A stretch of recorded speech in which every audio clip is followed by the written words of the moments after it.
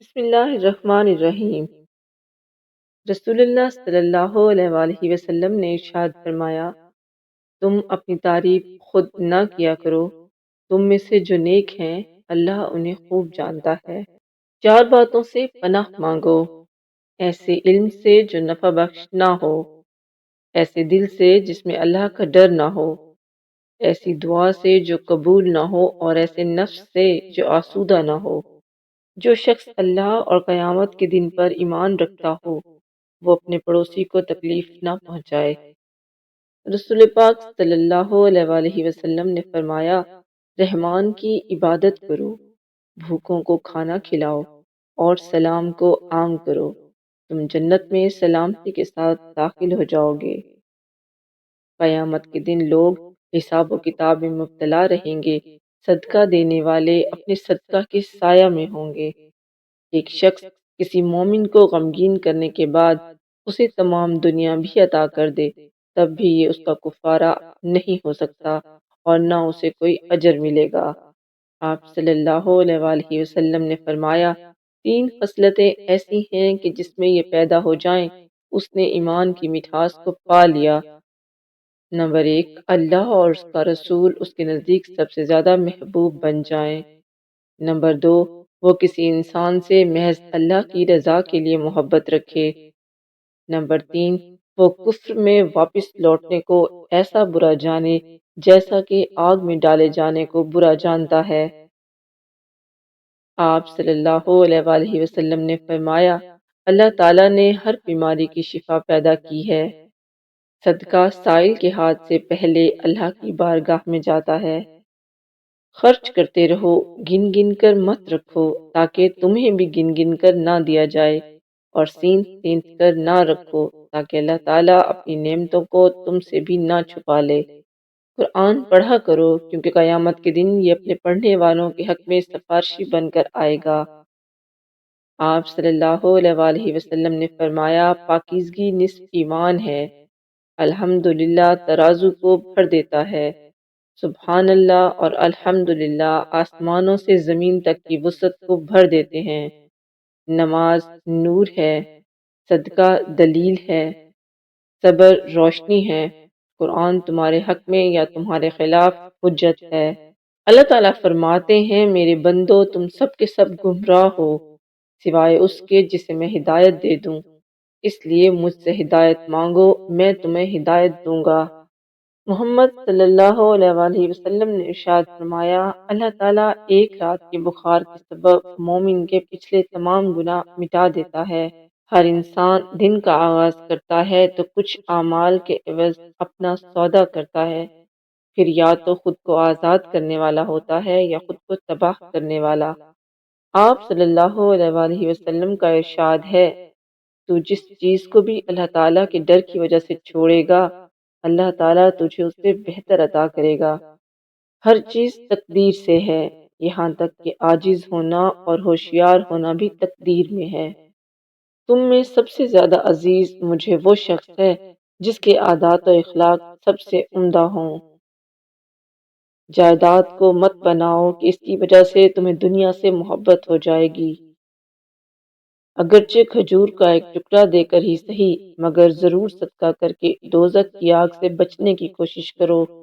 میں نے جنت میں جھانک کر دیکھا تو وہاں رہنے والے اکثر غریب لوگ تھے، اور میں نے جہنم میں جھانک کر دیکھا شب معراج میں تو وہاں زیادہ عورتیں تھیں۔ انار کو اس کے اندرونی چھلکے سمیت کھاؤ کیونکہ یہ معدے کو صاف کرتا ہے۔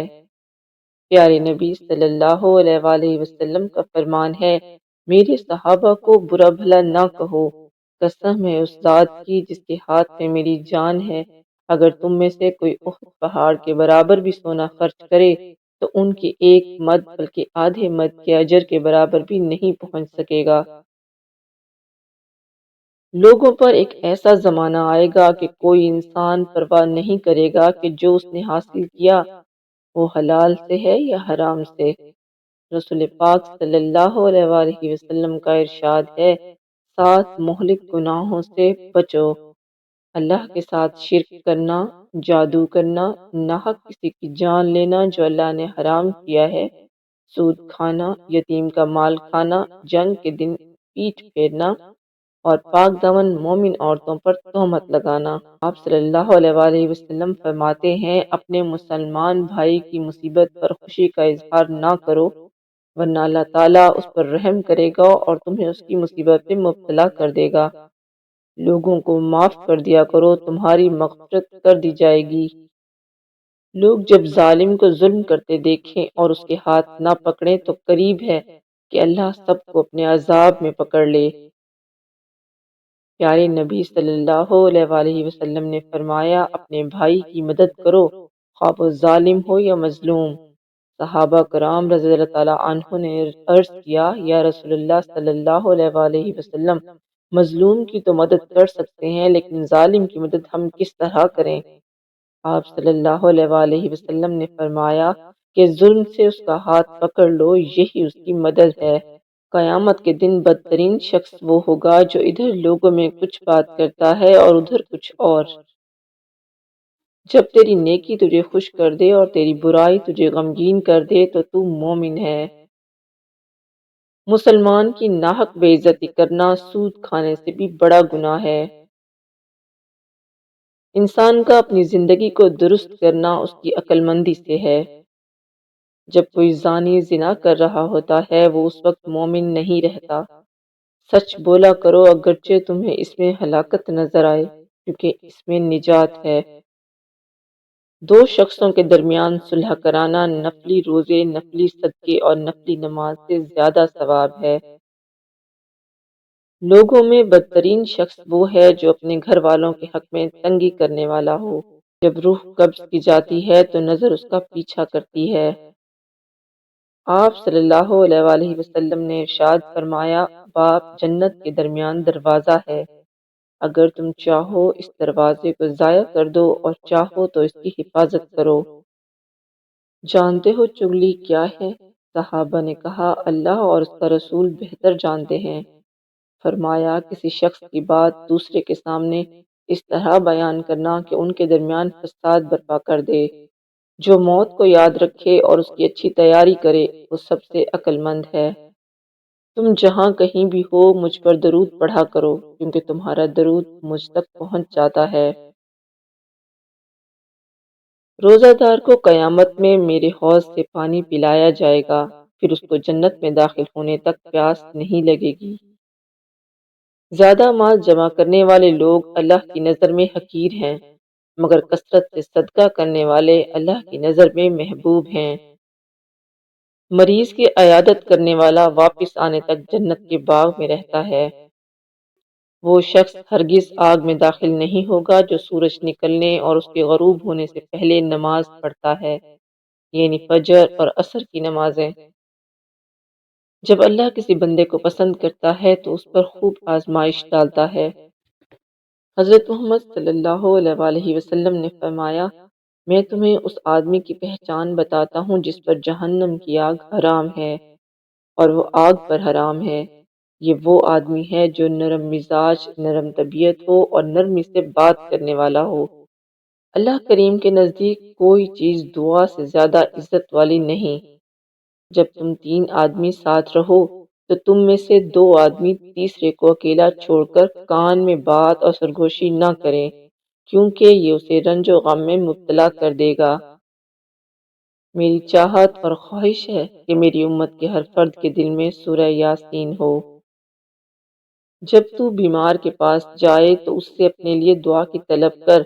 بیمار کی دعا ایسی ہے جیسے ملائکہ کی دعا۔ آپ صلی اللہ علیہ وآلہ وسلم نے فرمایا، دنیا کی زینت تین اشیاء ہیں، مال، اولاد، عورت۔ آخرت کی زینت تین چیزیں ہیں، علم، تقوی، صدقہ۔ بدن کی زینت تین چیزیں ہیں، کم سونا، کم کھانا اور کم بولنا۔ عقل کی زینت تین چیزیں ہیں، صبر، شکر، خاموشی۔ اللہ نے تم پر ماں کی نافرمانی حرام قرار دی ہے اور والدین کے حقوق نہ دینا اور ناحق ان سے مطالبات کرنا بھی حرام قرار دیا ہے۔ اگر جھک جانے یعنی عاجزی اختیار کرنے سے تمہاری عزت گھٹ جائے تو قیامت کے دن مجھ سے لے لینا۔ ایک شخص راستے پر چل رہا تھا کہ اس نے وہاں کانٹے دار ڈالی دیکھی۔ اس نے اسے اٹھا لیا تو اللہ تعالیٰ نے اس کا یہ عمل قبول کیا اور اس کی مغفرت کر دی۔ سفید کپڑے پہنا کرو، وہ زیادہ پاک اور زیادہ عمدہ ہیں۔ جو مسلمان کسی بھی تکلیف میں گرفتار ہوتا ہے تو اللہ تعالیٰ اس کی وجہ سے اس کے گناہ اس طرح جھاڑ دیتا ہے جیسے درخت کے پتے جھڑ جاتے ہیں۔ نماز کی طرف اٹھنے والا ہر قدم صدقہ ہے۔ مسلمانوں کو خوفزدہ نہ کرو، یہ بہت بڑا ظلم ہے۔ بہت بڑا جہاد یہ ہے کہ انصاف کی بات ظالم بادشاہ کے روبرو کہہ دی جائے۔ بہترین ہجرت یہ ہے کہ تو برے کام کرنا چھوڑ دے۔ جو شخص کسی کا کوئی عیب دیکھے اور اسے چھپا لے تو اس کا یہ عمل ایسا ہے جیسے کوئی زندہ درگور کی جان والی لڑکی کو بچا لے۔ بد زبانی ظلم ہے اور ظلم کا ٹھکانہ جہنم ہے۔ غیبت کیا ہے؟ آپ صلی اللہ علیہ وآلہ وسلم نے فرمایا کہ اپنے بھائی کا ایسے ذکر کرو جو اسے ناپسند ہو۔ پوچھا گیا اگر کوئی عیب اس میں موجود ہو تب بھی؟ آپ صلی اللہ علیہ وآلہ وسلم نے فرمایا اگر کسی شخص میں کوئی عیب نہ ہو اور تم اسے بیان کرو تو تم نے اس پر بہتان لگا دیا۔ اپنے بیوی بچوں کے ساتھ بیٹھنا مسجد میں اعتکاف میں بیٹھنے سے زیادہ محبوب اور پسندیدہ ہے۔ جو شخص اللہ تعالیٰ سے دعا نہیں کرتا اللہ تعالیٰ اس پر غصہ کرتا ہے۔ چار چیزیں نیکی کا خزانہ ہیں: حاجات کو چھپانا، صدقے کو چھپا کر دینا، درد کو چھپانا اور مصیبت کو چھپانا۔ اگر آپ کو ہماری ویڈیو پسند آئی تو ویڈیو کو لائک کریں، شیئر کریں اور ہمارے چینل کو سبسکرائب کریں۔ شکریہ۔